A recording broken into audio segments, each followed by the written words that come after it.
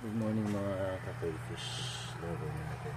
So, ayan, flex ko lang sa inyo yung mga natin na craylings natin na parang 3 weeks old. Ayan. So, hindi ko na kasi na-monitor yung time nila, yung date nila. Pero, ayan, mga 3 weeks old. Ayan, isa na yan. Ayan. So, moreover na sa 1 inch yan. 1 inch. Ayan, 1 inch yan. Laki na rin yan siya. At napapansin ko hindi lahat pare-pares yung laki nila. Pero at least nakita natin buhay.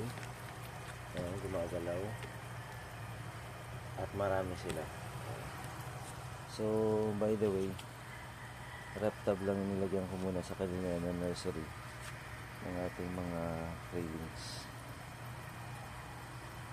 So, moreover, nasa 100 to 200 na nandito. Ayan, dito sa ano natin. Hindi ko lang alam kung siguro pag moment na kung kailan sila lilipat sa malaki. So for now, dito lang muna sila habang lumalaki pa rin sila. Para hindi sila maano sa environment nila. So, just to give you the idea, mga crayfish lover, tab lang yung gamit natin. Ayan sila, oh. Nakita nyo?